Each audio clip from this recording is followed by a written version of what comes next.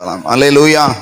இந்த நாளிலும் நாம் ஆண்டவருடைய சமூகத்தில் கொஞ்ச நேரம் வேத வசனத்தை தியானிக்கலாம். இன்னைக்கு வாசித்ததான ஆதியாகமத்தின் புஸ்தகம் 15வது அதிகாரம்,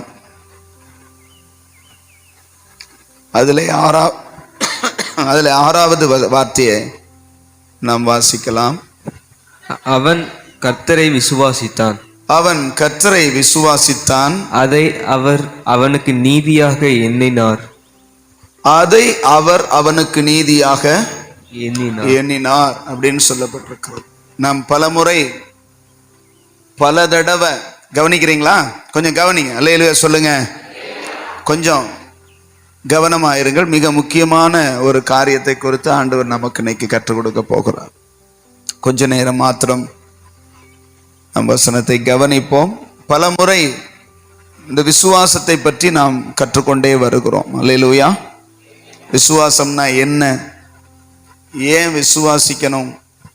விசுவாசம்தான் கிறிஸ்தவ வாழ்க்கையினுடைய ஆணி வேறாய் இருக்கிறது. அல்லேலூயா சொல்லுங்களேன். இல்லைங்க, உற்சாகமா இருங்க. சொல்லுங்க, பக்கத்துல பார்த்து சொல்லுங்க. காசா பணமா? ஆமென். அல்லேலூயா. கொஞ்சம் கவனிங்க வசனத்தை. சொல்லுங்க. கீழே உட்கார்ந்துருந்தாலும் மேலே உட்கார்ந்துருந்தாலும் சொல்லுங்க, கவனிங்க. அல்லேலூயா. இந்த விசுவாசத்தை பற்றி நாம் பல முறை பார்த்திருந்தாலும் இந்த நாளில் ஆண்டவர் ஒரு வித்தியாசமான ஒரு காரியத்தை நமக்கு கற்றுக் கொடுக்க விரும்புகிறார். ஆமென் சொல்லுங்களேன். விசுவாசம் அப்படிங்கிறது பொதுவான ஒரு கண்ணோட்டத்தில் நான் விசுவாசிக்கிறேன் அல்லது விசுவாசம் இருக்குதா இல்லையா அப்படின்லாம் நிறைய சொல்றாங்க. பல பேர் பல காரியங்களுக்காக தேவனை என்ன செய்கிறாங்க? சொல்லுங்க, விசுவாசிக்கிறாங்க. அல்லேலூயா. பல பேர் பலவிதமான காரியங்களுக்காக அல்லது பலவித விதத்துல விசுவாசிக்கிறாங்க. விசுவாசம் அப்படிங்கிறது காமனான ஒரு வேர்டா இருந்தாலும் எதை விசுவாசிக்க வேண்டும் என்று தேவன் எதிர்பார்க்கிறார். ஆமென். நாம் எதை விசுவாசிக்க வேண்டும், எதற்காக விசுவாசிக்க வேண்டும் அப்படிங்கிறத தேவன் எதிர்பார்க்கிறாருங்கிறத கடந்த நாட்கள் ஆண்டவர் இந்த தாட்டை எனக்குள்ள கொடுத்து, நான் ரொம்ப வசனம் எல்லாம் இன்னைக்கு உங்கள்ட்ட பேச போதில்லை, சில காரியங்களை மட்டும் சொல்லி முடிக்க போகிறேன். ஆமென் சொல்லுங்களேன். அல்லேலூயா. ஏன் அப்படின்னு கேட்டா, இன்னைக்கு மக்கள் குருட்டுத்தனமா, அது எப்படி சொல்றதுன்னு எனக்கு தெரியல, தவறா வேர்டு வந்துடக்கூடாது. அதாவது என்னன்னா, கண்மூடித்தனமா சொல்றதெல்லாம் எதை எடுத்தாலும் இதை விசுவாசி அதை விசுவாசி. ஆபிரகாமுக்கு 12:1 என்ன சொன்னாரு? நான் உன்னை பெரிய ஜாதியாக்கி அப்படின்னு சொல்லி என்ன செஞ்சார்? அவனை அழைத்தார். 12:1 அழைச்சார். அதை வச்சுக்கிட்டு கர்த்தர் என்னை பெரிய ஜாதியாக வைக்க நான் விசுவாசிக்கிறேன். வசனத்தை அப்படியே என்ன செய்யணுமா? விசுவாசிக்கணும்னு சொல்லி தர்றாங்க. வசனத்தை அப்படியே விசுவாசிக்கணுங்கிறது சரிதான். ஆனா வசனம்ங்கிறது இது என்னது? வேத வசனம் முழுவதுமே, வேதத்தில் இருக்கிற எல்லாமே நடந்த சம்பவங்கள், வசனங்கள் தான். இந்த வசனத்தை நான் விசுவாசிக்கிறேன் அப்படின்னா எல்லாத்தையும் விசுவாசிக்கிறீங்களா? எல்லாத்தையும் விசுவாசிக்கணுமா? எதுக்கு நமக்கு வேதம் கையில கொடுக்கப்பட்டிருக்கிறது? வேதம் கொண்டு வந்திருக்கிறவங்க மட்டும் கையை உயர்த்தி, வேதத்தை உயர்த்தி அல்லேலூயா சொல்லுவோம் பாப்பாம். வேதத்தை கையில தூக்கி அல்லேலூயா. வேதம் கையில் வச்சிருக்கிறீங்களா? ஞானஸ்நானம் எடுத்தவங்க சர்ச்சுக்கு வரும்போது வேதத்தோடு என்ன செய்யணும்? ஆண்ட்ராய்டு போன்ல 4 புஸ்தகம், நான் 4 வேதம் வச்சிருக்கிறேன், இதை தூக்கிட்டு வந்துட்டு இப்படி காட்டப்படாது, நானும் இதுல பாக்குறேன் அப்படின்னு சொல்லிட்டு பிறகு போட்டு கையில இருக்கும் போதே பிறகு வெடிச்சிடும். ஆமென் சொல்லுங்க. அதெல்லாம் சைடுக்கு வச்சுக்கிடணும். பைபிளை எடுத்து நம்ம என்ன செய்யணும்? படிக்கணும். பைபிளை கொண்டு வரணும். படிக்கிறோமோ இல்லையோ பைபிளை சர்ச்சுக்கு என்ன செய்யணும்? கொண்டு வரணும். அல்லேலூயா சொல்லுங்க. ஆனா அப்படினால இந்த வேதம் எதற்காக கர்த்தர் நாம கொடுத்திருக்கிறாரு?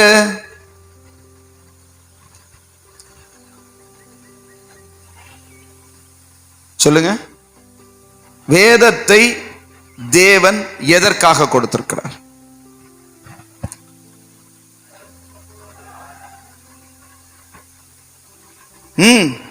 அதனாலதான் அதை படிக்கிறதும் கிடையாது, அதை வச்சுக்கிறதும் கிடையாது, கொண்டு வர்றதும் கிடையாது.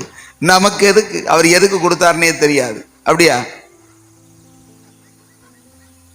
சில பேர் பரன்ல வச்சிருப்பாங்க பத்திரமா, சில பேர் பீரோல்ல போட்டு பூட்டி வச்சிருவாங்க. இது கர்த்தருடைய வேதம்னு. அதுக்கு இல்லை, தினசரி நாம என்ன செய்யணும்? அதை கர்த்தருடைய வேதத்தில் பிரியமாய், போன வாரம் இங்க பார்த்தோம் இல்லையா, இரவும் பகலும் அதுல தியானமா இருக்கணும்னா அதை வாசிச்சாத்தே வாசிப்பதற்கு. சரிதானா? வசனம் சொல்லுது, நீங்க எடுத்து வாசிச்சு பாருங்களேன். யோவான் சுவிசேஷம் 20ஆம் அதிகாரம்.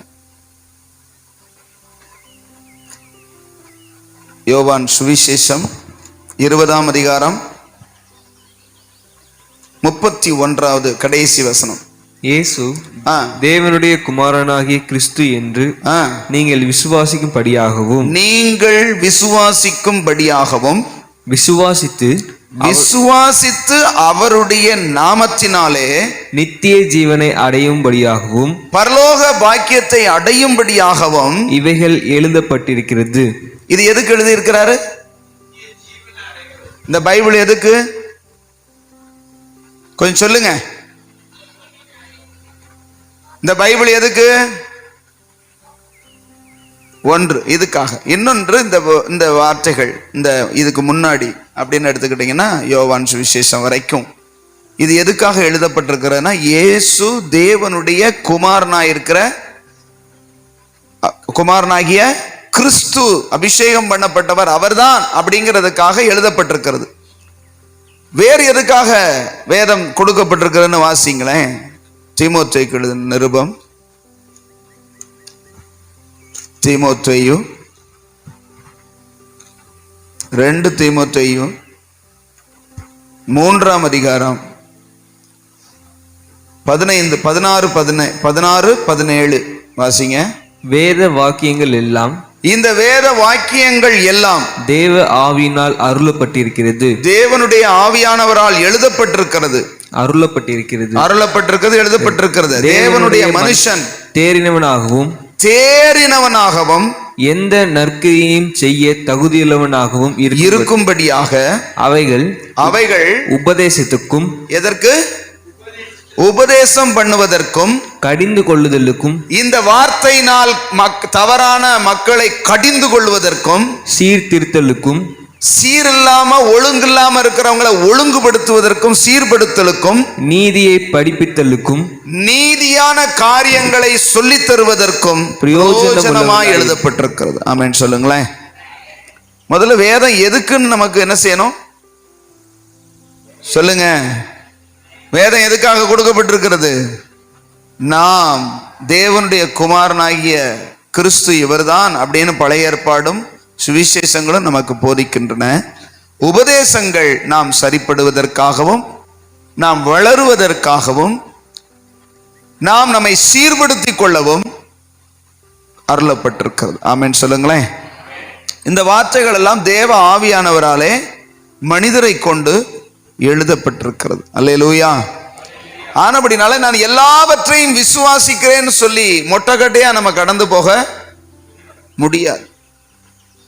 இந்த காரியங்களை நாம் அறிந்து அப்படிங்கும்போது அதை நாம் சரியான விதத்திலே புரிந்து கொண்டு, இப்ப ஒரு எக்ஸாம்பிள் இன்னைக்கு வாசிச்சோம் இல்லையா? இன்னைக்கு என்ன வாசிச்சோம்? ஆதியாகமம் 15 ஆண்டவர் என்ன சொல்லுகிறார்? முதல்ல பாருங்க, ஆதியாகமம் 15 1வது வசனத்துல என்ன சொல்றாரு? ஆபிரகாம், கர்த்தருடைய வார்த்தை ஆபிரகாமுக்கு தரிசனத்திலே உண்டாகி, அவர் ஆபிரகாமே பயப்படாதே, நான் உனக்கு கேடகமும் உனக்கு மகா பெரிய பலனுமாய் இருக்கிறேன். அதற்கு ஆபிரகாம், கர்த்தராகிய ஆண்டவரே, அடியனுக்கு என்ன தருவீர்? நான் பிள்ளை இல்லாமல் இருக்கிறேனே அப்படின்னு சொல்லி கேட்கிறார். சரிங்களா? இப்படி சொல்லும் போது கர்த்தர் சொல்றாரு, நான் உன்னைய பெரிய, ஏன்னா 12வது வசனத்தில் 12வது அதிகாரத்திலேயே அவனை கூப்பிடும் போதே எப்படி கூப்பிடுறாரு? 2வது வசனத்துல, நான் உன்னை பெரிய ஜாதியாக்கி உன்னை ஆசீர்வதித்து பேரை பெருமைப்படுத்துவேன். அல்லேலூயா சொல்லுங்க. என்ன சொல்றாரு? நான் உன்னை பெரிய ஜாதியாக்குவேன், உன்னை ஆசீர்வதிப்பேன், உன் பேரை பெருமைப்படுத்துவேன், நீ ஆசீர்வாதமாய் இருப்பாய் அப்படின்னு சொல்லி கூப்பிடும் போதே கூப்பிடுறாரு. கூப்பிட்டு இவ்வளவு நாளாச்சு, ஊரை விட்டு வந்தாச்சு, வீட்டை விட்டு வந்தாச்சு, தேவன் சொன்ன இடத்துக்கு வந்தாச்சு. இப்பயும் என்ன செய்யறாரு? அவன் நடந்து தெரிஞ்சுக்கிட்டு பரதேசியா திருறான். கர்த்தர் மறுபடியும் தரிசனத்துல என்ன செய்யறாரு? தோன்றி சொல்றாரு, நான் உனக்கு மகா பெரிய பலனும் என்ன செய்யறேன், கேடகமா பாதுகாப்பா இருக்கிறேன் அப்படின்னு சொல்றாரு. அவர் சொல்ற, எனக்கு பிள்ளை இல்லையே அப்படிங்கிறாங்க. இவன் எனக்கு பிள்ளையே கிடையாது, பிள்ளை இல்லாம இருக்கிறனே அப்படின்னு சொல்றாரு. அதுக்கு அவர் வாசிங்க 4வது. அப்பொழுது கர்த்தருடைய வார்த்தை அவனுக்கு உண்டாகி, இவன் உனக்கு அதுக்கு அடுத்த வசனம் 5வது வசனம்.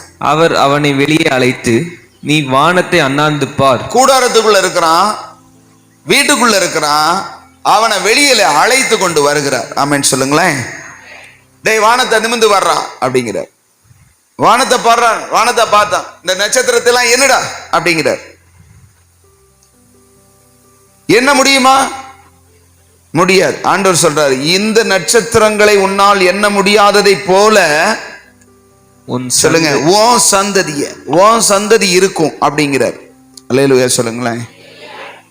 அப்பம்போது அவனுக்கு என்ன இல்லை சொல்லுங்க? பிள்ளை, ஒத்த பிள்ளை கூட இல்லை. ஆனா ஆண்டவர் சொல்லும் போது சொல்றாரு, வானத்து நட்சத்திரத்தை பார், அதை என்ன முடிஞ்சா உன் சந்ததி என்ன முடியும் அப்படிங்கிறாரு. அதுக்கு அடுத்த வசனம், அந்த 6வது வசனத்தை நம்ம வாசிச்சோம் இல்லையா? அவன் கர்த்தரை விசுவாசித்தான். கர்த்தரை விசுவாசித்தான் அப்படி சொல்லப்பட்டிருக்க. அதை அவர் அவனுக்கு நீதியாக எண்ணினார்னு சொல்லி நம்ம அந்த அதிகாரம் முழுவதும் வாசிக்கும் போது நீங்க கவனிச்சிருப்பீங்க. இது எப்ப நடக்கும்னு தெளிவா சொல்றார். இது எப்ப நடக்கும் அப்படின்னு சொல்ல, இதை எதினால் நான் அறிவேன் அப்படின்னு சொல்லும் போது கர்த்தர் தெளிவாவே என்ன செய்யறாரு? ஒவ்வொரு காரியத்தையும் அவனுக்கு சொல்லுகிறார். நான் சொல்ல வர்ற காரியம் என்ன அப்படின்னா, இப்ப நமக்கும் ஒரு சிலருக்கு, எனக்கும் குழந்தை இல்லை அப்படி வச்சுக்கோங்களேன். ஆண்டவர் வானத்து நட்சத்திரங்களை போல மாற்று உனக்கு பிள்ளைய சந்ததியை கொடுப்பேன்னு என்ன செஞ்சிருக்கிறாரு? வாக்கு கொடுத்துருக்காரு. நான் அதை விசுவாசிக்கிறேன். இப்ப நானா சொல்றேன், புரியுதா உங்களுக்கு? அது யாருக்கு சொன்ன வசனம்? எப்ப சொன்ன வசனம்? எப்ப சொன்ன வாக்கு தத்துவம்? அவன் வாழ்ந்த காலத்துல அவனுக்கு கர்த்தர் சொன்னார். அதான உண்மை. அவன் அதை விசுவாசிச்சு பெற்றுக்கொண்டான். இப்ப அந்த வசனத்தை நான் எடுத்துக்கிறேன். இப்ப எனக்கு பிள்ளை இல்லைன்னு வச்சுக்கோங்க, ஒரு பேச்சுக்காக நான் பிள்ளை இல்லாம இதை வாசிக்கிறேன். ஆபிரகாமை அழைத்து கொண்டு போனார், அண்ணாந்து பார்க்க சொன்னார், என்ன முடியுமான்னு கேட்டார். என்ன முடியாதுன்னா, இப்படி உன் சந்ததி இருக்கும்னார். ஆண்டவரே, எனக்கும் அப்படியாக நீர் கொடுக்க முடியும் என்று நான் விசுவாசிக்கிறேன் ஆண்டவரே. சரியா?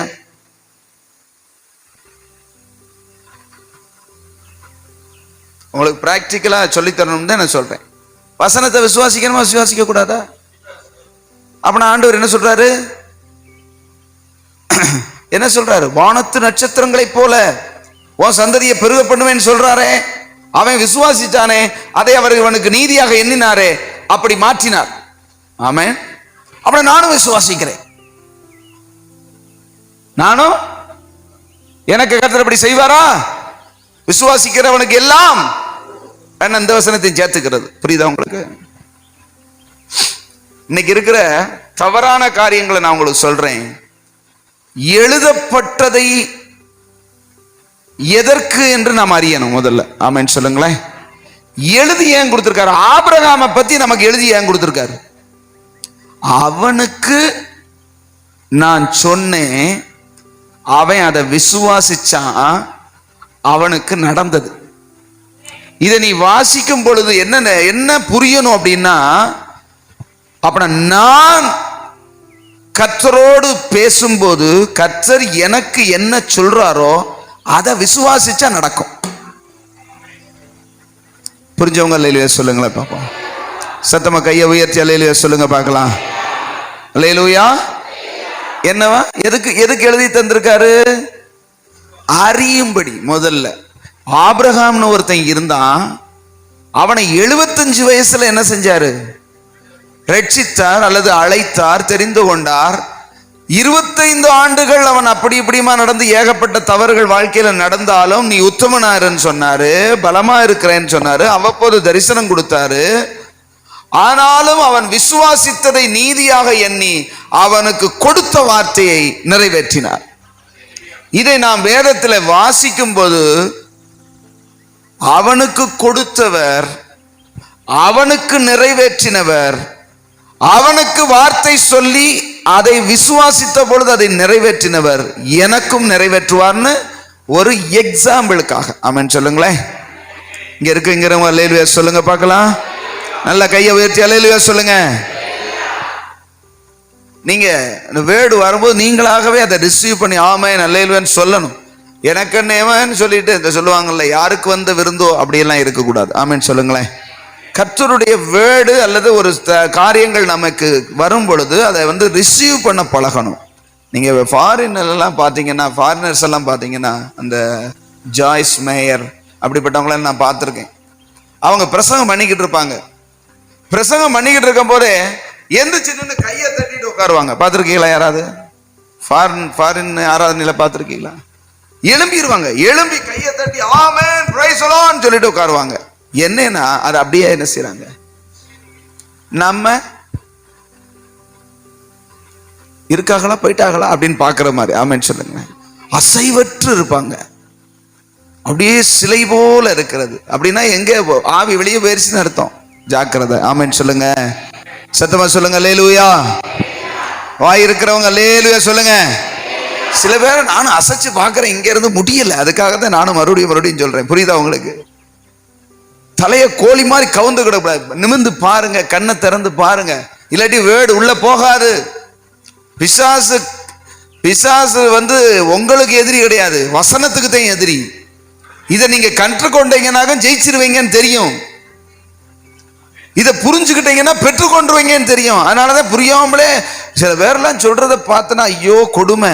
நீ வசனத்தை பிடிச்சு அதுல நில்லு. வசனத்தை பிடிச்சு நின்னா கீழே ஓட்டு இதுல நிக்கிறதா? ஆபிரகாமுக்கு சொன்னீரே ஆண்டவரே எனக்கும் செய்யும். டே ஆபிரகாமுக்கு சொன்னா உனக்காடா சொன்னேன்னு கேட்பாரு. அது காதலியே விழுகாது. புரியுதா உங்களுக்கு? சரி, நம்ம ரொம்ப நேரம் இல்ல, சுருக்கமா போறேன். உங்ககிட்ட கர்த்தர் என்ன சொன்னார்? அல்லேலூயா.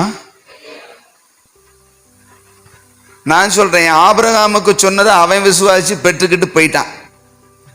உங்களுக்கு கர்த்தர் என்ன சொல்றாரோ அதைத்தான் செய்வார். ஒரு தவறான காரியத்தை நான் உங்களுக்கு சொல்றேன், தவறா நடந்ததை சொல்றேன். எப்படி தெரியுமா? இயேசுக்கு நீங்க மத்தேயு எழுதின சுவிசேஷம் வாசிங்க, உங்களுக்கு தெரியும். அந்த சம்பவத்தை நான் சொல்லிடுறேன். 15 அப்படின்னு நினைக்கிறேன். 14ஆம் அதிகாரத்துல 14ஆம் அதிகாரம் 25ஆம் வசனத்துல இருந்து இருக்கு. நம்ம வாசிக்க வேண்டாம், நீங்க வீட்டுல போய் வாசிக்கங்க. ஆண்டவர் இயேசு கிறிஸ்து கடல் மேல என்ன செய்றாரு? கடல் மேல வந்தாரா? சீசர்கள் எல்லாம் படகுல போயிட்டாங்க. இயேசு மலையின் மேல ஜெபம் பண்ணிக்கிட்டு இருக்காரு. 4ஆம் ஜாமத்துல இறங்கி வர்றாரு. வந்தனா படகு இல்லை.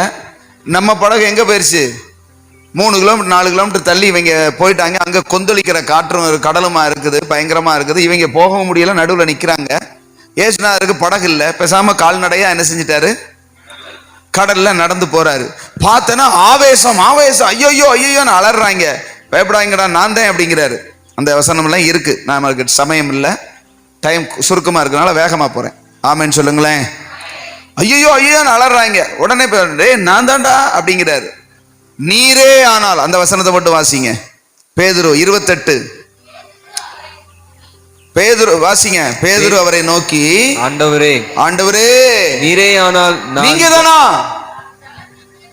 நானும் தண்ணி மேல நடந்து வர்றதுக்கு உம்மிடத்தில் வர கட்டளையிடும் என்றார். தண்ணி மேல நடந்து உங்ககிட்ட வர்றதுக்கு எனக்கு கட்டளை கொடுங்கன்னு சொல்றாரு. உடனே சொல்றாரு இறங்கி வாடா, இறங்கி வான்னு சொல்லிட்டார். ஆமென் சொல்லுங்களேன். யார? பேதுருட்ட சொல்றார். அவனும் இறங்கி, அடுத்த வசனம் சொல்லுது, அதற்கு அவர் வா என்றார். அப்பொழுது பேதுரு படவை விட்டு இறங்கி இயேசுவினிடத்தில் போக தண்ணியின் மேல் நடந்தான். ஆமென். வேற யார் நடந்தா? 12 சீசர்கள் இருக்கிறாங்க. யூதாசன் இருக்கான், யோவான் இருக்கிறான், ஏகப்பட்ட அந்த 12 பேர் இருக்காங்க. யார் நடந்தா? ஏன் பேதுரு மட்டும் நடந்தான்? ஏன் பேதுரு நடந்தான்?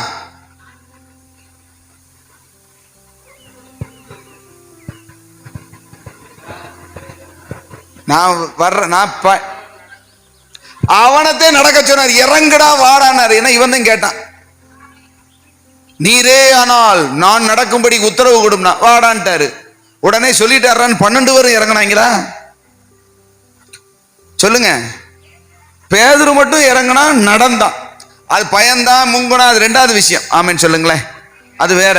நடந்தானா இல்லையா? இப்ப சமீபத்தில் நடந்த சம்பவத்தை சொல்றேன். இந்த வசனத்தை வாசித்து தியானித்து ஆண்டவர் விசுவாசித்ததுனால பேதுரு என்ன செஞ்சான்? கடல் மேல நடந்தான். ஐ பிலீவ், நான் விசுவாசிக்கிறேன். இப்படி ஒரு 2 பேர் கிளம்பிட்டாங்க. புரியுதா உங்களுக்கு? லேடிஸ் உடனே விசுவாசத்துல வீரர்களை மாறிடுவாங்க. எப்படி? விசுவாசம் இவங்களுக்கு பொத்துக்கிட்டு வந்துடும். என்னன்னா ஊருக்கெல்லாம் வெளிப்படாத வெளிப்பாடு யாருக்கு வந்துருது? நம்ம மக்களுக்கு வந்துருது. 2 பேர் கிளம்புனாங்க. எங்க கிளம்புனாங்கன்னு நினைக்கிறீங்க? நான் விசுவாசிக்கிறேன், பேதுருவை நடக்க பண்ணினவர் என்னையும் நடக்க பண்ணுவார். அல்லேலூயா சொல்லுங்களேன். புரியுதா உங்களுக்கு? நானும் கடல் மேல் நடப்பேன்னு சொல்லி போட்ல போய் கடல்ல நடக்கிறேன்னு சொல்லி முங்கி செத்து போச்சுங்க. இது யாருக்கு அவமானம்? ஏன் இப்படி நடந்தது? ஏன் பேதுருவை நடக்க பண்ணினவர் விசுவாசித்த அந்த 2 சகோதரிகளை நடக்க பண்ணக்கூடாதா? மௌனத்தை பார்த்தால் ஒரு மாதிரியா இருக்கிறது. பதில் சொல்லுங்கள். ஏன் இயேசுநாதர் கைவிட்டார்? பேதுருவை நடக்க பண்ணினவர் அந்த 2 சகோதரிகள் முங்கி செத்து போனாங்களே.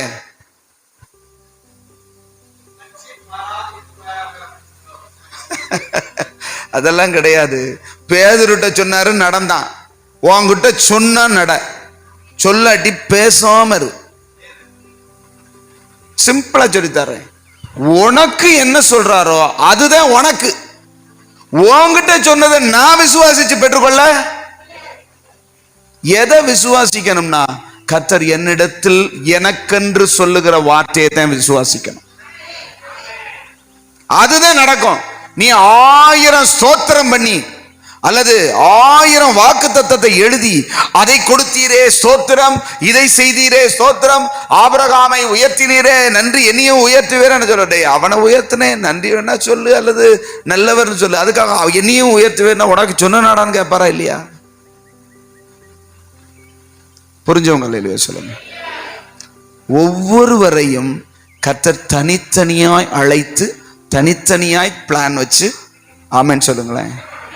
ஒருத்தருக்கு ஒரு விதம் இல்லை, ஒவ்வொருவருக்கும் எல்லாருக்கும் ஒரு விதம் இல்லை, எல்லாருக்கும் எல்லா விதம், ஒவ்வொருவருக்கும் தனித்தனி. ஆமென் சொல்லுங்களேன். கணவனுக்கும் மனைவிக்கும் கூட ஒண்ணு கிடையாது. தேவனுடைய பார்வையில எல்லாருமே தனித்தனி தான். இன்னைக்கு இந்த வெளிச்சம் கிடையாது, அதனால இப்படி செத்துக்கிட்டு இருக்கு. இதை வெளிய ஒரு 2 சகோதரிகள் கடலில் இறங்கி இயேசு நடந்ததை போல நடக்க முயற்சி செய்து செத்து போனார்கள் அப்படின்னு பேப்பர்ல வருது. யாருக்கு அவமானம்? சொல்லுங்க.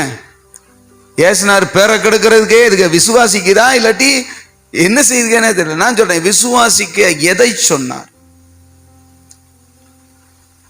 ஏன் அப்படின்னா, இதுகளுக்கு ஏன் விசுவாசம் இப்படி போயிருச்சு குருட்டுத்தனமா அப்படின்னா, இவங்களுக்கு சொல்றத விசுவாசிக்கிறதுக்கு விசுவாசம் கிடையாது. புரியுதா உங்களுக்கு? ஆண்டவர் சொல்றத நம்புற அளவுக்கு இவங்களுக்கு விசுவாசம் கிடையாது. அதாவது அத ஆமா கர்த்தர் கொடுப்பார் அப்படின்னு சொல்ற அளவுக்கு நம்புறது கிடையாது. அந்த அந்த என்ன சொல்றது, பிலீவ் கிடையாது. இவங்களுக்கு பிடிச்சதை விசுவாசிப்பாங்களாம், இவங்களுக்கு இஷ்டமானதை விசுவாசிப்பாங்களாம். கர்த்தர் கொடுத்துடணுமா? அல்லேலூயா சொல்லுங்களேன். இன்னமே இந்த விசுவாசத்தையே விட்டுருங்க. ஆமென் சொல்லுங்களேன். எந்த விசுவாசத்தை? தவறான விசுவாசத்தை. நாம விசுவாசிக்காம எதையுமே தேவனிடத்திலிருந்து பெற்றுக்கொள்ள முடியாது என்பது 100% உண்மை. ஆண்டவர், நான் ஏற்கனவே சொல்லியிருக்கேன், விசுவாசம் என்பது ஆவிக்குரிய உலகத்தினுடைய, சொல்லுங்க பார்த்தாதான் புரியும். சொல்லுங்க, ஞாபகம் இருக்கா? கடையில போய் வாங்கன்னா காசு வேணும். ஆண்டவர்கிட்ட வாங்கன்னா விசுவாசம் வேணும். ஆண்டவர் வச்சிருப்பாரு, தர்றேன்னு சொல்லுவாரு, ஆனா தரமாட்டார். என்ன தர்றேன்னு சொல்லுவாரு, தரமாட்டார்னா கொடுக்க வேண்டியதை கொடு. ஆமென் சொல்லுங்களேன். இதை சுகமாக்க என்னிடத்தில் வல்லமை உண்டென்று, ஐயா அந்த விசுவாசம் நம்மள இருக்கல கொடும் அப்படின்னா விசுவாசிக்கிறாயா? என்கிட்ட இருக்கிறதெல்லாம் சரி, நீ அதை உனக்கு செய்வேன்னு நம்புறியா கேட்டாரு. நம்பலன்னு சொன்னா கிடையாதுன்றார். ஆமென் சொல்லுங்க.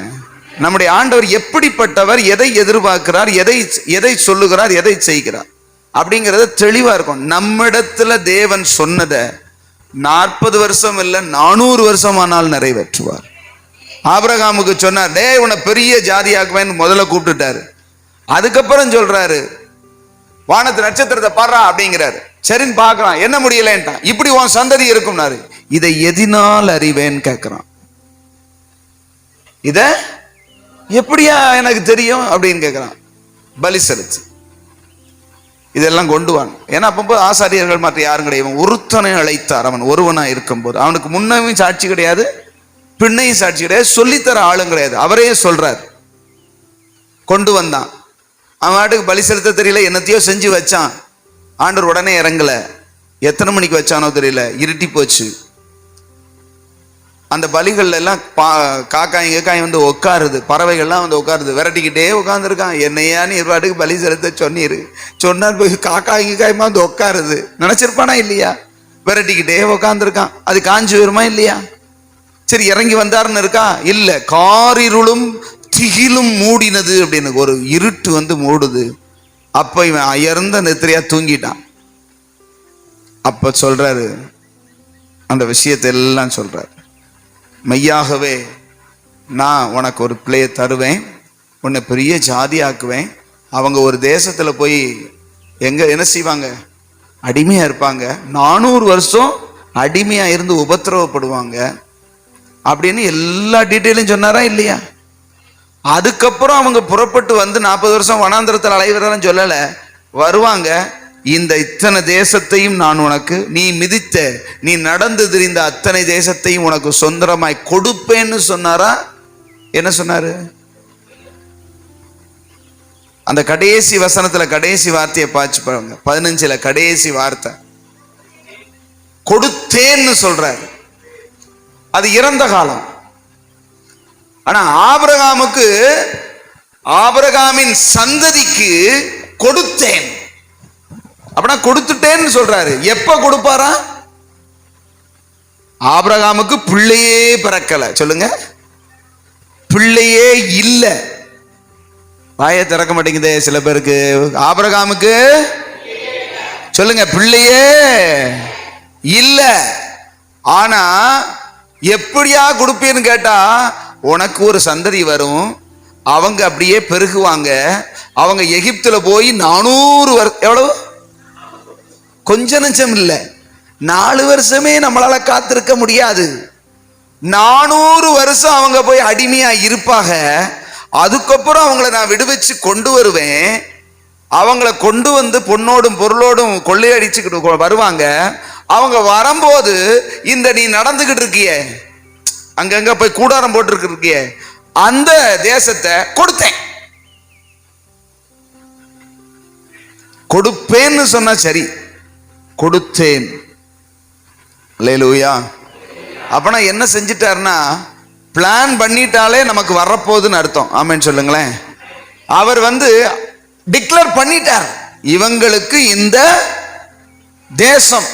ஆபிரகாமே, உனக்கு எவ்வளவு தூரம் நடக்க முடியுமோ, தேசத்தின் நீளம் எம்மட்டோ அகலம் எம்மட்டோ அம்மட்டும் நடந்து உனக்கு இந்த தேசத்தை கொடுத்தேன்கிறார்.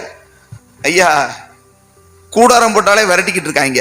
இங்க கூடாரம் போட்டா அடுத்த இடத்துல போய்கிட்டு, நீ எங்கெங்கெல்லாம் கால் மிதிக்கிறியோ அந்த இடமெல்லாம் உனக்கு சொந்தம்னு சொன்னாரு. அவனுக்கு சொந்தம்னா அவன் பிள்ளைகளுக்கு எத்தனை தலைமுறைக்கு அப்புறமா, 4ஆம் தலைமுறையில ஒவ்வொருத்தனும் 100. இவன் எத்தனை வயசு வாழ்ந்தான்? யாராவது பார்க்காம சொல்லுங்க. ஆபிரகாம் எத்தனை வயசு வாழ்ந்தான்? 175 years. இவர்கிட்ட இப்ப பேசும்போது அவனுக்கு வயசு 80 கூட கிடையாது, இன்னும் 100 வருஷம் வாழ போறான். 4ஆம் தலைமுறையில ஒவ்வொருத்தரும் 100 வருஷம் 150 வருஷம் வாழ்ந்தானே எத்தனை வருஷம் ஆகும்னு நினைக்கிறீங்க? ஈசாக்கு பிறந்து ஈசாக்கு 40 வயசுக்கு மேல கல்யாணம் முடிச்சு, அதுக்கப்புறம் யாக்கோபும் ஈசாவும் பிறந்து யாக்கோபுக்கு 40 வயசுக்கு மேல கல்யாணம். அவன் போய் அங்க மாமன் வீட்டுல ஒரு 20 வருஷம் இருந்தா 60 வருஷம் ஆச்சு. அதுக்கப்புறம் 12 பேர் வந்து 12 பேருக்கு பிள்ளைய பிறந்து அவங்க ஒரு 70 பேரா மாறும் போதே ஏறத்தாழ 200 வருஷம் ஆச்சு, 200 சுச்சம் வருஷம் ஆச்சு. அதுக்கப்புறம் எகிப்துக்கு போய் 430 வருஷம் இருந்து வெளியே வந்து 40 வருஷம் வனாந்தரத்துல இருந்து வந்தாங்க. ஏறத்தாழ ஒரு 650 வருஷம் ஆச்சு. அல்லேலூயா சொல்லுங்க. எத்தனை வருஷங்க? 600 சில்லற வருஷம் ஆச்சு. அவர் சொல்றாரு ஆபிரகாம் 175 வருஷம் தான் வாழ்றான். ஒரு 75-80 வயசுல சொன்னாலும் அங்கிட்டு ஒரு 100 போச்சு வச்சுக்கோங்களேன். ஒரு 500 வருஷத்துக்கு அப்புறமா கொடுக்க போறதா கொடுத்தேங்கிறார். இதை விசுவாசிக்கிறதே விசுவாசம். அல்லேலூயா சொல்லுங்களேன். என் கர்த்தரால் இது முடியும் அப்படின்னு அவன் விசுவாசிச்சானோ. ஐயா பிள்ளையே கிடையாது, ஒரு புழுப்பூச்சி கூட கிடையாது, கல்யாணம் முடிச்சு இவ்வளவு காலம் ஆச்சு, ஆனா உன் சந்ததியை இவ்வளவா பெருக பண்ணுவேன்னு சொல்லும் போது உம்மால் முடியும்னு அவன் விசுவாசிச்சான். அல்லேலூயா சொல்லுங்க. ஏன் விசுவாசிக்க சொல்றார்? அத இப்ப நான் அடுத்த கேள்வி கேட்கிறேன், கொஞ்சம் பதில் சொல்லுங்க பாப்போம். ஏன் கர்த்தர் விசுவாசிக்கிறியா விசுவாசிக்கிறியா விசுவாசிக்கிறியான்னு கேட்கிறார்? பதில் சொல்லுங்க.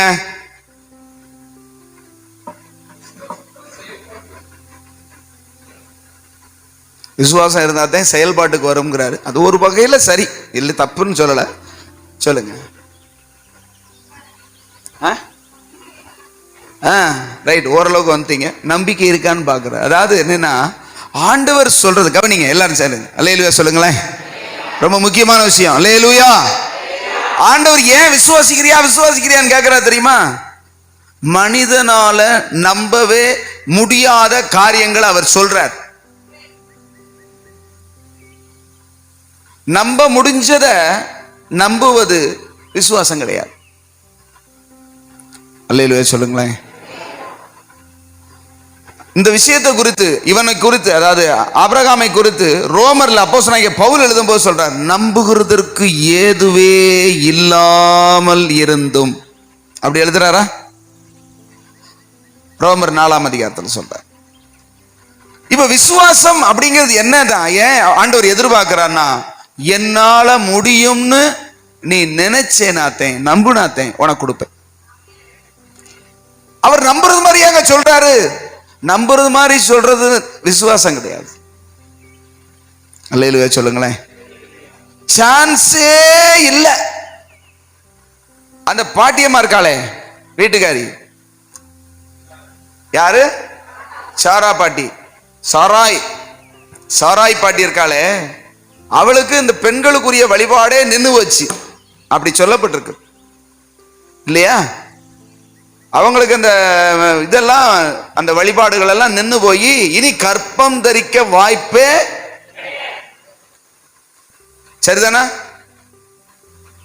அப்படிப்பட்ட பாட்டியம்மாவுக்கு ஆண்டவர் சொல்றாரு, உன் மனைவியாகிய சாராய் இருக்கிறாளே, நீ நம்ம அவளை சாராய் என்று கூப்பிடாதே. சாராய் என்றால் அவள் மலடி, சாராள் என்று சொல்லு. ஆமென் சொல்லுங்களேன். ஏன் அப்படி சொல்றாரு தெரியுமா உங்களுக்கு? அவள் அநேக ஜாதிகளுக்கு தாயாய் மாறப்போகிறாள். சொல்றது கொஞ்சமாயில் நம்புறது மாதிரி சொல்லும். ஒரு 35 வயசுல வந்து சொன்னா பரவாயில்ல, இன்னைக்கு இல்லாட்டி நாளைக்கு கற்பம் தரிக்கலாம்னா. இப்ப வயசு என்னாச்சு? 70-80 ஆச்சு. ஏப்பா எனக்கு எல்லாமே போச்சு சரீரமே. இவர் சொல்றாரு, இவனுக்கு கற்பம் செத்து போச்சு, இவனுக்கு பலன் இழந்து போச்சு, இனிமே வாய்ப்பில்லை. அப்படிங்கும் போது அவளுக்கு அந்த வழிபாடுகளே, கற்பப்பையே செத்து போச்சு. ஏன் கற்பப்பையே இல்லை? ஆமென் சொல்லுங்களேன். இந்த காலமா இருந்தா எடுத்திருப்பாங்க, அந்த காலத்துல எடுக்கிறக்கு ஆள் இல்லை. அல்லேலூயா. கொஞ்சமாக நம்புற மாதிரி சொல்லுன்னு சொல்லித்தேன். இங்க வரோம், உம்மத்தான ஆசீர்வதிப்பேன்னு சொன்னார் கர்த்தர். கவனிக்கிறீங்களா? யார சொன்னாரு கர்த்தர் வானத்து நட்சத்திரங்களை போல ஆசீர்வதிப்பேன்னு? சொல்லுங்க. யார? என்னது? தாவீதியா? முடிய செம்மை இல்லையா? அங்க கண்ணு திறக்க மாட்டேங்குதே. லேலுயா. யார சொன்னாரு? சொல்லுங்க. ஆபிரகாம். சாரா பாட்டி சொல்றா, ஏ மனுஷா, ஒன்னியத்தையும் ஆசீர்வதிப்பேன்னு சொன்னாரு, செத்து போச்சு, இன்னும் ஒன்னும் கிடையாது, இந்த இருக்கா என் வேலைக்காரி. ஆமென் சொல்லுங்களேன். ஒன்னியத்தானே ஆசீர்வதிப்பேனாரு, இவளோட சேர்ந்தாலும் இவள் கற்பத்துல ஓன் சேர்ந்ததே வரப்போகுது, அதனால இவளை வச்சுக்கோ, 2வது மனைவி உனக்கு அப்படின்னு சொல்லி இவ சைடுல உன்னை சொருகுறா. ஆமென் சொல்லுங்களேன். சைடுல உன்னை சொருகுனா அவன் நினைச்சான், என்னடா போனஸா நமக்கு கிடைக்குது அப்படின்னு சொல்லி என்ஜாய் பண்ணி ஒன்னு வந்து அது துஷ்டனா போச்சு. அப்பத்தேன் இஸ்மவேல் உமக்கு முன்பதாக பிழைப்ப 17ஆம் அதிகாரத்துல நீங்க போய் வீட்டுல போய் வாட்சி பாத்தீங்கன்னா, நீ எனக்கு முன்பதாக நடந்து கொண்டு உத்தமனாயிரு. ஏன்னா உத்தமத்தை தவறிட்டான் இப்ப. அப்ப சொல்லுவார் உத்தமனாயிரு அப்படிம்பாரு. நான் உன் சந்ததியை ஆசீர்வதிப்பேனார். உடனே அவன் கீழே விழுந்து நகைப்பானான். யாரு? சொல்லுங்க. கீழே விழுந்து முகங்குப்புற விழுந்துகிட்டு இவர் என்னத்தையாவது சொல்லிக்கிட்டு இருக்கு. அல்லேலூயா சொல்லுங்க. விசுவாச தகப்பன். ஏங்க ஆண்டவர் சொல்றாரு 99 வயசுல. இப்ப இவன் எத்தனை வயசு இருக்கான்? ஆகாருக்கு பிறந்த பையன் 13 வயசாச்சு. 86ல பிறந்தான். அவனுக்கு 86வது வயசுல பிறந்தான். 85ல அந்த சம்பவம் நடந்தது. நீங்க வீட்டுல போய் கணக்கு பண்ணிக்கோங்க. 85 வயதுல சாரா பாட்டி ஒரு சைடுல சொருகுறா ஆகார. 86ல யார் வந்துட்டான்? இஸ்மவேல் வந்துட்டான். 99வது வயசுல 16 கடைசியில நீங்க பாத்தீங்கன்னா ஆபிரகாமுக்கு 86 வயது இருக்கும்பொழுது இஸ்மவேல் பிறந்தான். 7:1 வாசிங்கன்னா ஆபிரகாமுக்கு 99வது வயதில் கர்த்தர் தரிசனமாகி, நீ எனக்கு முன்பதாக நடந்து கொண்டு உத்தமனாரு, உத்தமத்திலிருந்து தவறிட்டேன்னு சொல்றாரு. சொல்லிட்டு சொல்றாரு. அப்ப ஆண்டவர் சொல்லும் போது இவனுக்கு விசுவாசிக்கவே, ஏன்னா இந்த இஸ்மவேல் உமக்கு முன்பதாக பிழைப்பானாக அப்படின்னு சொல்லும் போது ஆண்டவர் சொல்றாரு, இவன் அல்ல, இவன் உன் கற்ப பரப்புத்தேன். ஆனா ஈசாக்கு வந்து அவ பேர் என்னது? சாரா பாட்டி. சாராளிடத்தில் உன்னுடையதான சந்ததி விளங்கும். அல்லேலூயா சொல்லுங்களேன். இதை சொல்லும் போதுதான் குப்புற விழுந்துகிட்டு சிரிக்கிறான். ஆமென் சொல்லுங்களேன். நீங்க வாய்ச்சி பாருங்க வீட்டுல போய்.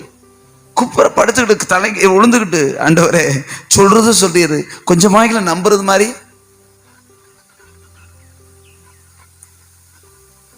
அவன் அப்பவே விசுவாசிச்சத நீதியாக என்னதுனால ஈசாக்கு கிடைச்சான். ஆமென் சொல்லுங்களேன். அல்லேலூயா.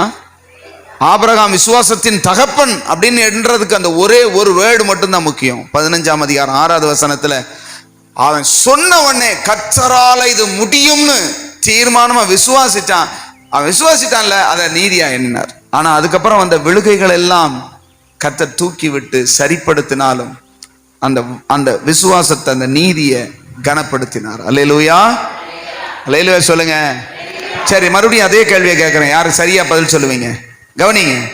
ஏன் விசுவாசிக்க சொல்றார்? அதே கேள்வியை தான் மறுபடியும் கேட்கிறேன். ஏன் விசுவாசிக்க சொன்னார்?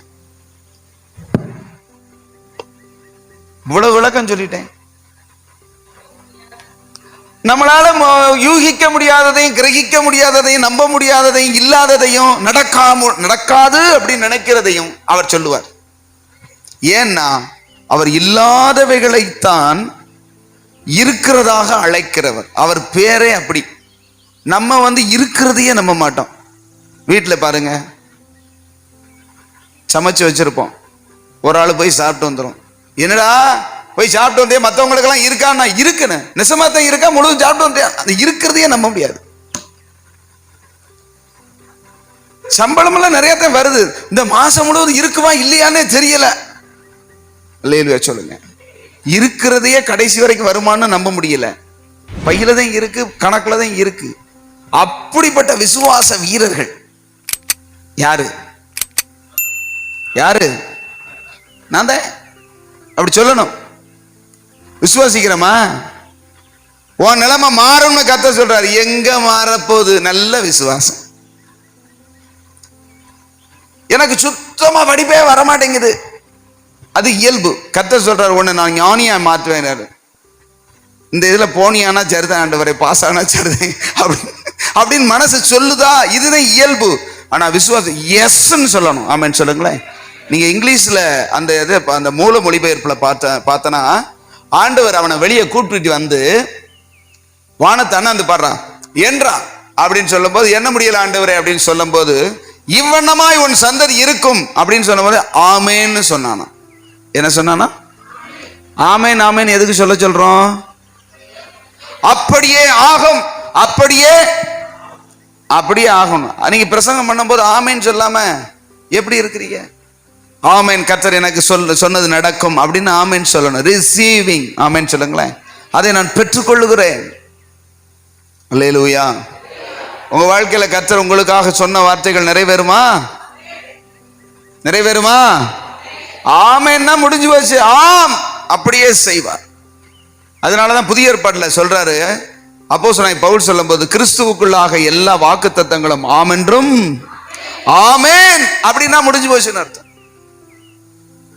Very simple. ஏன் நம்மளால விசுவாசிக்க முடியல? ஆண்டவர் சொல்றத, எனக்கு இப்ப இருக்கிறத பார்க்கறதுக்கு தான் அறிவு இருக்குது, கர்த்தருக்கு வருகிறதை பார்ப்பார். ஆமென் சொல்லுங்களேன். அதனால இந்த விசுவாசிக்கிறேன்னு சொல்லி எல்லாத்தையும் போட்டு என்ன செய்யாதீங்க, குழப்பக்கூடாது.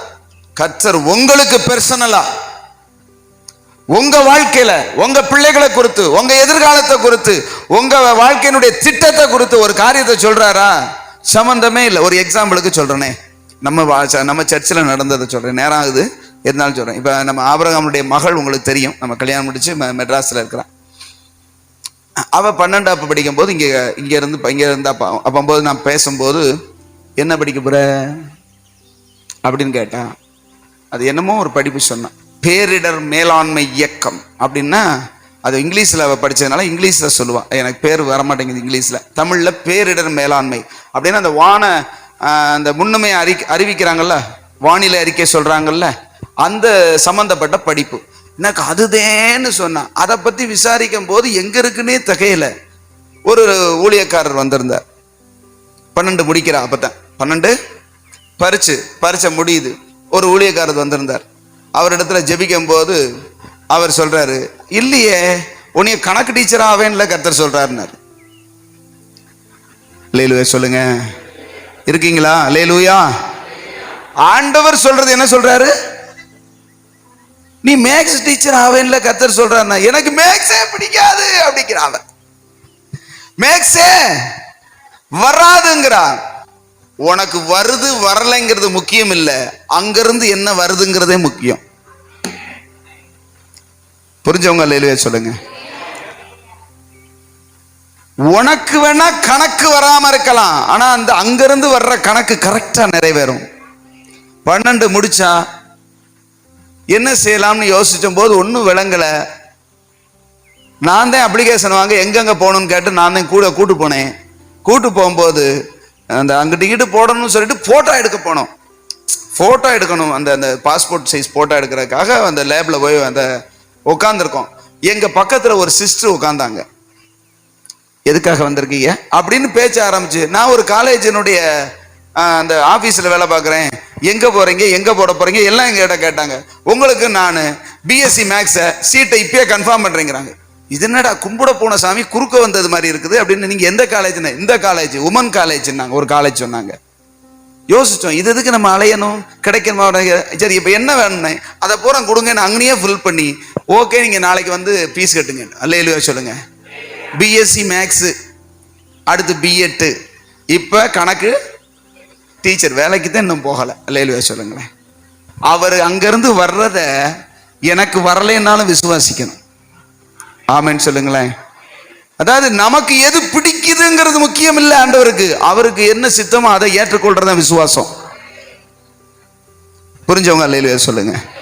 விசுவாசம் அப்படிங்கிறது என்னன்னா, எனக்கு எது இன்ட்ரெஸ்ட், எனக்கு எது பிடிக்கும், எனக்கு எது நல்லது, அதெல்லாம் முக்கியம் இல்லை. அவர் என்ன சொல்றாரோ அதை அப்படியே ஏற்றுக்கொள்றதுதான் விசுவாசம்.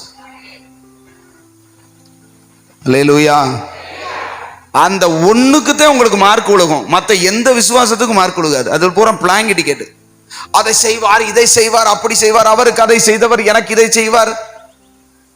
ரைட்டு தான். ஏன் யோனாவை கூட மீன் வாய்க்குள்ள போய் 3 நாள் இருந்துட்டு திருப்பி வந்தான். நானும் அப்படி விசுவாசிக்கிறேன்னு சொல்லிட்டு சொரக்குன்னு உள்ள போய், அல்லேலூயா சொல்லுங்க, புரியுதா உங்களுக்கு?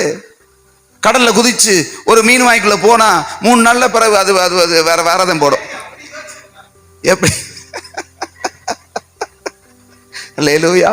அவனை காப்பாற்றினவர் என்னையும் காப்பாற்றுவார். மீன் வாய்க்குள்ள போயிரு, திரும்பி வரும்போது அது என்னது, வேறையாத்தான் வர உருவம் மாதிரி. அவனை தூக்கி போட்டாரு, அவனை தப்பு வச்சாருன்னா அதை விசுவாசிச்சு நானும் இந்த பிரச்சனையில இருக்கிறேன், கர்த்தர் என்ன சொல்றாரோ அது நடக்கும். ஆமென் சொல்லுங்க. ஏன்னா அது எதுக்கு அப்படி எழுதி வச்சிருக்கிறாரு அப்படின்னா, கீழ்ப்படியாதவனை அப்படிப்பட்ட நிலைமையில கொண்டு போயினாலும் கீழ்ப்படிய பண்ணுகிறார். ஆமென் சொல்லுங்களேன். அவனுக்கு அந்த மீனுக்குள்ள போனதுக்கு காரணம் என்ன? நீ வடக்க போச்சுன்னா கிழக்க போற, தெற்க போற, அப்படி செய்யக்கூடாதுங்கிறது அடையாளம். விஷயத்தை புரிஞ்சுக்கிடணும். உபதேசத்துக்கு, கடிந்து கொள்ளுதலுக்கு, தவற சீர்திருத்தலுக்கு தான் வசனம் சொல்லப்பட்டிருக்கு. எல்லாத்தையும் விசுவாசிக்கிறேன், சாக வேண்டியதேன். விசுவாசிச்சே செத்தவர்களும் உண்டு. அல்லேலூயா சொல்லுங்க. அல்லேலூயா. எனக்கு இப்படி ஒரு பிரசங்கம் நான் கேட்டதே கிடையாது.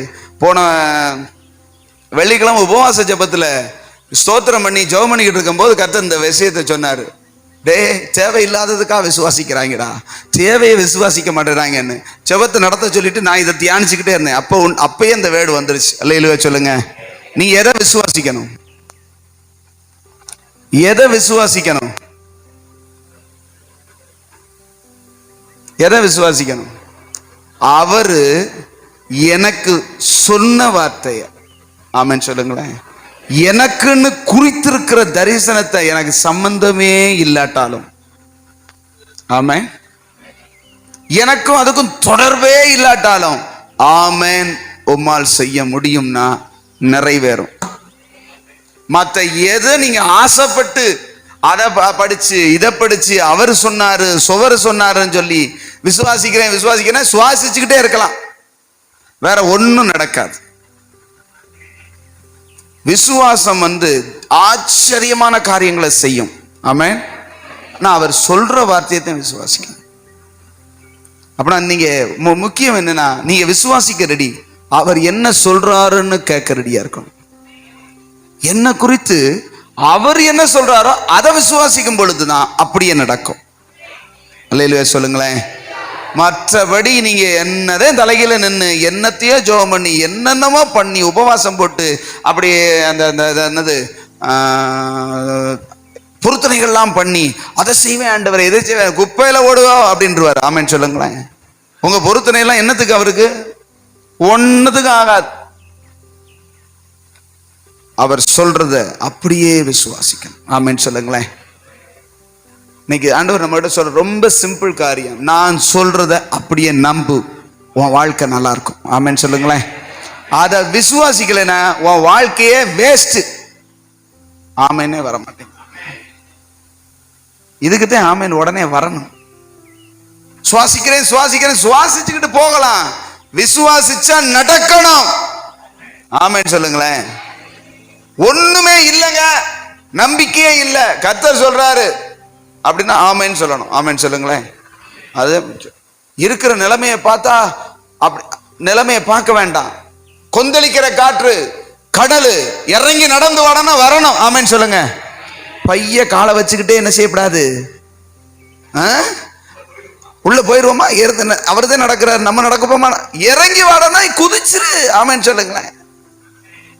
நான் ஒரு சின்ன எக்ஸாம்பிளை சொல்லிட்டு முடிக்க போறேன். இந்த ஊழியத்துக்கு வர்ற விஷயத்துல இருக்கு பாத்தீங்களா, ஊழியத்துக்கு ஆண்டவர் அழைக்கிறார். நான் உன்னை தெரிந்து கொண்டிருக்கேன்னு சொல்றாரு.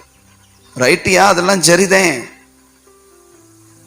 நீ வேலையை விட்டுட்டு வாடான்னு. வேலையை விட்டுட்டு வரோம், அவ்வளவு சம்பாத்தியம் பண்ணும் போதே எனக்கு பத்த மாட்டேங்குது ஆண்டவரே. ஆமென் சொல்லுங்க. என்னைய முதல்ல ஊழியத்துக்கு அழைக்கும் போது நான் வேலையெல்லாம் விட முடியாது, சம்மதமான்னு கேட்டேன். சரின்ட்டு புரியுதா உங்களுக்கு? அது எங்களுக்கும் அவருக்கும் உள்ள டீலிங், அது வேற விஷயம். நான் வேலை பார்த்துக்கிட்டாரு, ஊழியம் செய்வேன், தாராளமா செய்யிட்டார், ஓகே அப்படின்னு சொல்லிட்டு நான் அந்த ஒரு பக்கம் நல்லா தறியை ஓட்டிக்கிட்டு இருக்கிற கடன் உடனெல்லாம் அடைச்சிட்டு கொஞ்சம் சம்பாதிக்க ஆரம்பிச்சிட்டேன். ஆமென்னு சொல்லுங்களேன். இந்த சம்பாதிக்க வேண்டிய நேரத்தில் போய்கிட்டு ஊழியத்துக்கு வந்தா அப்போது நம்முடைய சபையினுடைய மொத்த வருமானமே மாசத்துக்கு 3000 கூட கிடையாது. நான் ஊழியத்துக்கு இனி அழைக்கும் போது மொத்த வருமானமே ஒரு மாதம் முழுவதும் எல்லாம் காணிக்க அப்படி இப்படின்னு எல்லாத்தையும் போட்டாங்கனாலுமே அப்ப காணிக்க எடுக்கிற பழக்கமும் நமக்கு இருக்கு. ஆமென்னு சொல்லுங்க. எல்லாம் எழும்பி நிற்போம், ஒரு காணிக்கை செலுத்துவோம் அப்படின்னு பழக்கமெல்லாம் இருக்கு. இப்ப அது கிடையாது. அப்பவே ஒரு மாசம் முழுவதும் 2800 ரூபா, 3000 ரூபா, 3200 ரூபா தான் வரும். இதை வச்சு எப்படியா குடும்பம் நடத்தேன்னு யோசிச்சுட்டு நான் இந்த வேலையெல்லாம் வேண்டாம், நானும் தசமபாகம் கொடுப்பேன், நானும் காணிக்க போடுவேன், ஆனா ஊழியம் செய்வேன். நல்ல வேலைடா செய்யலான்ட்டார். ஆமென்னு சொல்லுங்களேன். ஒரு 3 வருஷத்தை இழுத்து பார்த்தேன். 2 வண்டியை எப்படி இழுக்க? ஒத்த வண்டியவே இழுக்க முடியல. இதையும் ஒழுங்கா இழுக்க முடியல, இதையும் ஒழுங்கா செய்ய முடியல. எப்படா அன்னைக்கு அவசரமா நெசுக்கிட்டு இருப்போம், சேலை வேணும்னு கேட்பாரு, அப்பதான் டொயங்கன்னு ஒரு போன் வரும். இல்லையா சொல்லுங்க, வீட்டுல பிரச்சனை, உடனே இங்க வாங்க அப்படின்னு. இதை பார்க்கவா இதை பார்க்கவா போனா அந்த பொழுது பஞ்சாயத்து பண்ண போயுமா போகாதா? இங்க சேலை பிளாப் ஆயிடும். அப்படின்னா அவர் ஓனர் வைப்பார், இங்கிட்டும் வசம் வாங்கி இங்கிட்டும் வசம், இதை செய்யலைன்னா இங்கிட்டு குடும்பம் கட்டு போயிடும். ஐயோ என்ன செய்யறது ஆண்டவர், அதுக்கு தாண்டா சொன்னேன். ஆமென்னு சொல்லுங்களேன். என்னையா செய்யணும்? விட்டுட்டு வா, நான் உன்னை நீ கையில சம்பாதிக்கிறத விட அதிகமா உனக்கு தருவேன், நம்புறியானார். எஸ் அப்படின்னு, அவ்வளவுதான். நான் அப்பவே, நான் சொல்றது 12 வருஷத்துக்கு முன்னாடியே 20 ரூபா, 20,000 ரூபா, 25,000 ரூபா நான் சம்பாரிச்சுக்கிட்டு இருந்தேன். சபைக்கு வரும் பொழுது, ஊழியத்துக்கு வரும் பொழுது, அல்லது ஊழியத்துக்கு முழு நேர ஊழியத்துக்கு வரும் பொழுது சபையினுடைய மொத்த வருமானமே 3000த்துக்குள்ளதான். எனக்கு ஆண்டவர் என்ன சொல்றாரு கவனிக்கிறீங்களா? எனக்கு ஆண்டவர் என்ன சொல்றாரு? நீ இப்ப கையில சம்பாரிச்சுக்கிட்டு இருக்கிறத விட உனக்கு அதிகமா நான் தருவேன்னு நம்புறியாடாங்கிறாரு. நம்புறேன். ஆனா இப்ப பார்த்தா காணிக்கை இப்படியே திறந்து பார்த்தா ஒரு மாசம் முழுவதும் போட்டது 3000 ரூபா கூட தர மாட்டேங்கிறேன். என்ன ஆண்டவரே இப்படி சொல்றீரு? கேட்க கூடாது. ஆமென். ஏன்னா இவர் 600 வருஷத்துக்கு அப்புறம் கொடுக்க போறத கொடுத்துட்டேங்கிறாரு. புரியுதா உங்களுக்கு? அவர் அங்கேயே சொல்லிட்டாரு, 600 வருஷத்துக்கு முன்னாடி சொல்லிட்டாரு. கிடைச்சது எப்ப? 600 வருஷத்துக்கு அப்புறம். நான் அந்த அளவுக்கு கூட இன்னைக்கு கூட நமக்கு வரல. ஆமென்னு சொல்லுங்களேன். ஆனா அதுக்கப்புறம் ஆண்டவர் கொடுத்ததை வச்சு இவ்வளவு பெரிய சர்ச்சு கட்டி இருக்கோம், இடம் வாங்கி இருக்கிறோம், எல்லாம் செய்கிறோம். அல்லேலூயா சொல்லுங்க. கர்த்தர் செய்வாரா செய்ய மாட்டாரா? செய்வாரா செய்ய மாட்டாரா? விசுவாசத்தை மட்டும் ஒரு நாள் விடக்கூடாது. அவர் சொல்லியும் செய்யாதிருப்பாரோ? எதுக்கு நான் இதை சொல்றேன்னா, எனக்கு தெரிஞ்ச ஒருத்தவங்க ஊழியத்துக்கு படிச்சாங்க, வச்சாங்க, நாங்க எல்லாமே செஞ்சோம். ஊழியத்துக்கு வாடா, ஊழியத்துக்கு படிச்சு வாங்க, ஊழியம் செய்யுங்க. பூவாக எங்க போக? அல்லேலூயா சொல்லுங்க. புரியுதா? இதே விசுவாச வெளிப்பாடு. அழைத்தவர் உண்மையுள்ளவராக இருப்பாரா? நான் அன்னைக்கு பொருத்தனை பண்ணேன், யாரிடத்திலும் கை நீட்டி நம்ம காணிக்கன்னு கேட்க மாட்டேன், யார்கிட்டையும் கடன் வாங்க மாட்டேன், கைமாத்து வாங்க மாட்டேன். அப்படி நீ கொடுக்கலைன்னா மறுபடியும் தறி போட்டு நடத்துவேன். அல்லேலூயா சொல்லுங்க. அதுக்காக போய்க்கிட்டு எவன்கிட்டையும் கடன் வாங்கக்கூடாது. நான் இப்பயும் சொல்லுவேன், நான் சமீபத்தில் சொன்னது கூட உங்களுக்கு ஞாபகம் இருக்கும். ஒருத்தருமே வரலைனாலும் 2 தறியை நான் ஓரத்தில் போட்டு நடத்த எனக்கு இன்னைக்கு வேலை செய்ய என் ஆண்டவர் பொய் சொல்ல மனிதன் அல்ல. ஆமென்னு சொல்லுங்களேன். நீ கையை கொண்டு வேலை செஞ்சு சம்பாதிக்கிறத விட நான் அதிகமா கொடுப்பேன்னு சொன்னவர் கொடுப்பார். ஆமென்னு சொல்லுங்களேன். கொடுக்கிறவங்களை கொண்டு வருவார். எனக்கு விசுவாசம் உண்டு. அதெல்லாம் எனக்கு இல்லை, அவர் கொடுத்தாருன்னா எனக்கு தேவை என்ன? நான் சொல்றேன், இன்னைக்கு ஒரு 10,000 ரூபா 15,000 எனக்கு போதும்னு வைங்களேன். 50,000 ரூபா ஆண்டவர் கொடுக்குறாரு. அதுக்காக 5 மடங்கு சோறா திங்க போறேன்? அப்பதான் 5 இட்லி 3 இட்லி ஆகும், 2 இட்லி ஆகும். சொல்லுங்க, மாறுதா மாறலையா? நான் ஒரு காலத்துல 10 இட்லி சாப்பிட்டுருக்கேன். ஒரு காலத்துல வேலை செய்யும் போது, மில்லுல வேலை பார்க்கும்போது. இப்ப 3 இட்லியை தாண்ட மாட்டேங்குது. அல்லேலூயா. 3 நேரம் சாப்பிட்டா பசிக்க மாட்டேங்குது, 2 நேரம் சாப்பிட்டா தான் நல்லா இருக்குது. இப்ப குறைஞ்சிருக்கா கூடி இருக்கா? அப்படின்னா தேவனுடைய காரியங்களுக்காக நம்மை முழுவதுமாய் கொடுக்க அல்லேலூயா சொல்லுங்களேன். ஆண்டவர் சொன்னதை காண்கிறதற்கும் ஒரு நாள் உண்டு. அவர் வைத்திருக்கிற எல்லை பெருசு. ஆமென்னு சொல்லுங்களேன்.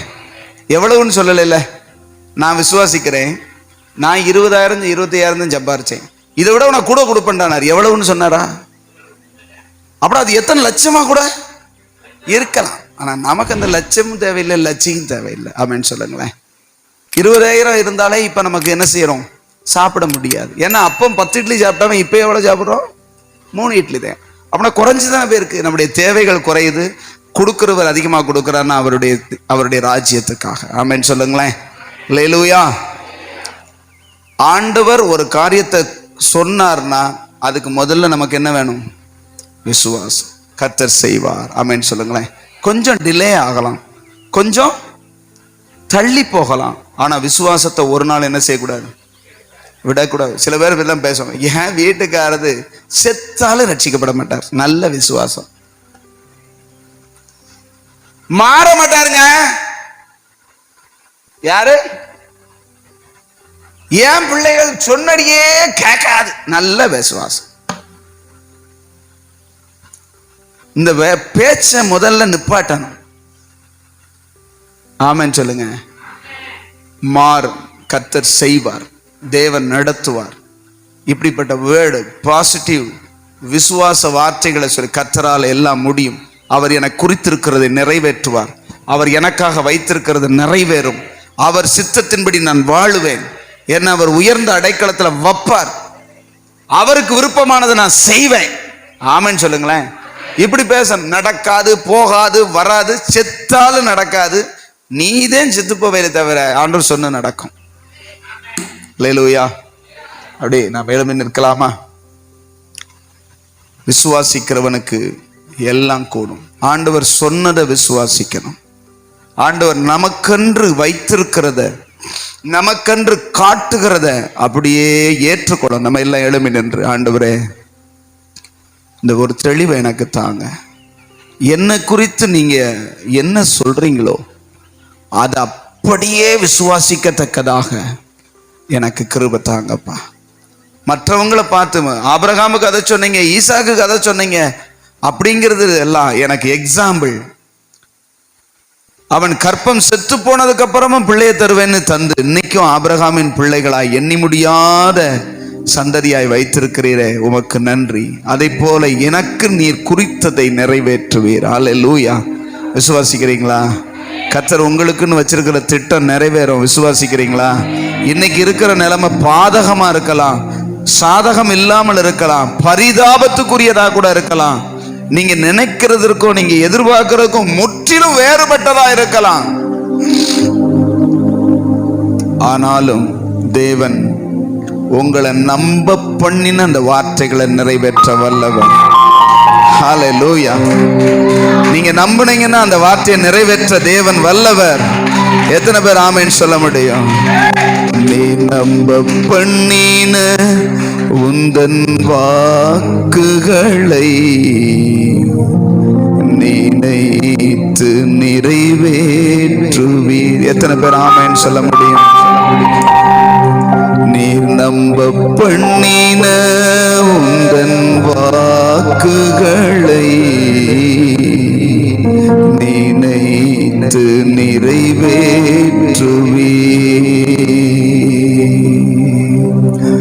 மறவாமல் நினைப்பவரே, இயேசையா நிறைவேற்றி முடிப்பவரே. சொல்லுங்க பார்க்கலாம். மறவாமல் நினைப்பவரே, இயேசையா நிறைவேற்றி முடிப்பவரே. நீ நம்ப பண்ணின உந்தன் வாக்குகளை நினைத்து நிறைவேற்றுவி. நீங்க சொல்லுங்க. நீ நம்ப பண்ணின உந்தன் வாக்குகளை நினைத்து நிறைவேற்றுவி. சொன்னதை செய்து முடிப்பீர். நீர் முடித்து தீர்க்கும் மட்டும் கைவிட மாட்டீர். சொன்னதை செய்து முடிப்பீர். நீர் முடித்து தீர்க்கும் மட்டும் கைவிட மாட்டீர். என் கையை கொண்டு தொடங்கினதெல்லாம் என் கையை கொண்டே நிறைவேற்றுமே. விசுவாசிக்கிறீங்களா? என் கையை கொண்டு தொடங்கினதெல்லாம் என் கையை கொண்டு நிறைவேற்றுமே. மறவாமல் நினைப்பவரே இசையா நிறைவேற்றி முடிப்பவரே. சத்தமாய் மறவாமல் நினைப்பவரே இசையா நிறைவேற்றி முடிப்பவரே. மறவாமல் நினைப்பவரே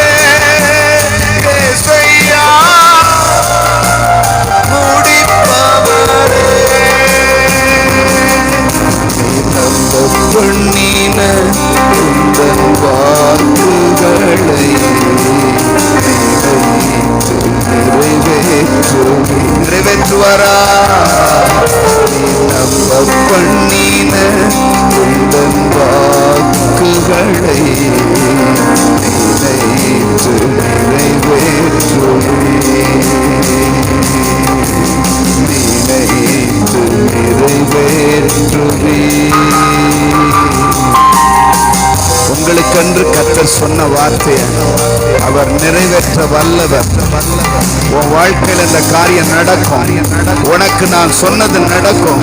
உன்னை குறித்து வைத்திருக்கிறவைகள் நான் பெரிய காரியங்களை, உன்னை குறித்து நினைத்திருக்கிற நினைவுகள் சமாதானத்துக்கானவைகள், உன்னை குறித்து வைத்திருக்கிற திட்டங்கள் தீமைக்கானவைகள் அல்ல. அதை விசுவாசிக்க கூடுமானால், நீ அதை அப்படியே விசுவாசிக்க கூடுமானால், நான் உனக்கு சொன்னதை செய்யும் அளவும் உன்னை கைவிட போவதில்லை. உன்னை கொண்டு செய்ய நினைச்சதை உன்னை கொண்டு நான் செய்து முடிப்பேன். நன்றி அப்பா. மறக்க மாட்டாரு அவர். தான் வார்த்தையை மறக்க மாட்டாரு. 1000 வருஷம்னாலும் மறக்காத தேவன் ஆபிரகாமுக்கு சொன்னதை 4 தலைமுறைக்கு அப்பாற்பட்டு கர்த்தர் செய்து முடித்தார். இன்றைக்கும் ஆபிரகாமின் சந்ததிகள் அந்த தேசத்திலே குடியிருந்து ஆளுகை செய்கிறார்கள். எத்தனை 1000 ஆண்டுகளுக்கு முன்பதாக கர்த்தர் சொன்னது, 4000 ஆண்டுகளுக்கு முன்பது சொன்னதை இன்றைக்கும் நம் கண்கள் கண்டு கொண்டிருக்கிறது. கர்த்தர் சொன்னதை விசுவாசித்தார். அது நம்முடைய கண்களுக்கு ஆச்சரியமாயிருக்கும்.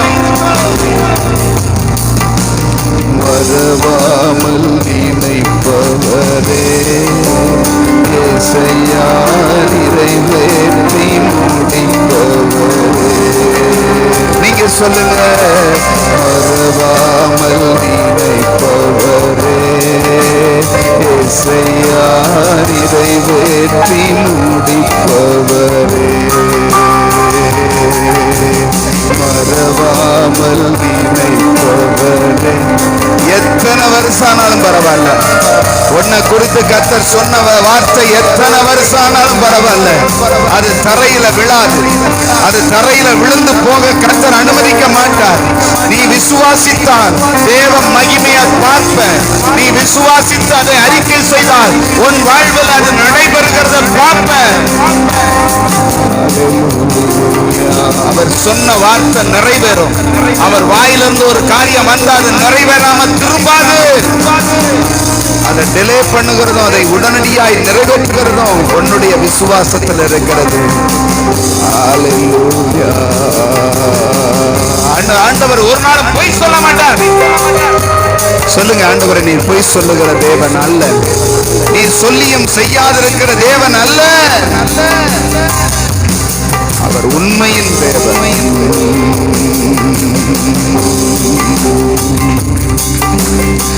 உடன்படிக்கையின் தேவன், உண்மையில் பிசகாதவர். உடன்படிக்கையின் தேவன், உண்மையில் பிசகாதவர். தாவீதுக்கு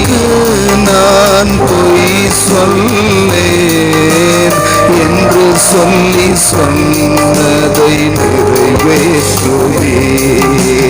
தாவீதுக்கு நான் பொய் சொல்லேன் என்று சொல்லி சொன்னதை நிறைவேற்றுவேன். மறவாமல் நினைப்பவரே இசையா நிறைவேற்றி முடிப்பவரே. சொல்லுங்க சொல்லுங்க சொல்லுங்க. மறவாமல் நினைப்பவரே இசையா நிறைவேற்றி முடிப்பவரே. நம்ப பண்ணின உந்தன் வாக்குகளை நினைத்து நிறைவேற்றுவாரா? நீ நம்ப பண்ணின உந்தன் வாக்குகளை நினைத்து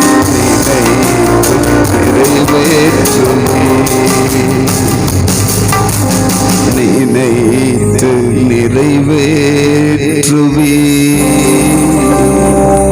உங்களுக்கு சொன்ன வார்த்தை ஒரு நாளும் தரையில விழா. உங்களுக்கென்று வச்சிருக்கிற கர்த்தருடைய திட்டம் நீ தேவ சமூகத்தில் இருக்கும்போது கர்த்தர் உங்களுக்கு சொல்லுவார். கர்த்தர் உங்களோடு பேசுவார். அந்த இதை அப்படியே விசுவாசிங்க. கர்த்தாவே நீர் சொன்னால் நடக்கும், நீர் சொல்ல ஆகும், கட்டளையிட நிற்கும். ஆமென்னு சொல்லுங்க. அப்படியே ஆக கடவுதுன்னு சொல்லுங்க. நான் அப்படியே மாற ஒப்பு கொடுக்கிறேன்னு சொல்லுங்க. உங்களுக்கு பிடிக்குதா பிடிக்கலையா, நீங்க அதை லைக் பண்றீங்களா பண்ணலை, அதெல்லாம் கவலை இல்லை. கர்த்தர் சொல்லுகிறதை அப்படியே ஏற்றுக்கொள்ளுகிறவன் தான் அவனுடையவன். ஹல்லேலூயா. ஆண்டவரே, அப்படிப்பட்ட ஒரு தாழ்மையும் அப்படிப்பட்ட ஒரு விசுவாசம் உள்ள சந்ததியா எங்களை மாற்றி போடும் அப்பா. ஆண்டவரே, எங்களுக்கு பிடிச்சமானதெல்லாம் நாங்க விசுவாசிச்சு அதை அப்படி விசுவாசிக்கிறேன், இதை இப்படி விசுவாசிக்கிறேன், இப்படி செய்வார்னு விசுவாசிக்கிறேன்னு சொல்லி எங்களை நாங்களே ஏமாற்றி கொள்ளாம நீர் சொன்னதை விசுவாசிக்கத்தக்க கிருபையை தாரும். அப்படியே ஏற்றுக்கொள்ள மனதை உங்க கரத்தில் அர்ப்பணிக்கிறோம். அருமை இரட்சகர் இயேசுவின் மூலம் ஜெபித்து ஜெயம் எடுக்கிறோம். நல்ல பிதாவே, என் ஆத்துமாவே கர்த்தரை ஸ்தோத்திரி, என் முழுவலுமே பரிசுத்த நாமத்தை ஸ்தோத்திரி. என் ஆத்துமாவே கர்த்தரை ஸ்தோத்திரி, கர்த்தர் செய்த சகல உபகாரங்களை மறவாதே. ஆமென். ஹல்லேலூயா, ஹல்லேலூயா, ஹல்லேலூயா, ஹல்லேலூயா. God bless you. கர்த்தர் உங்களை ஆசீர்வதிப்பார். Praise the Lord.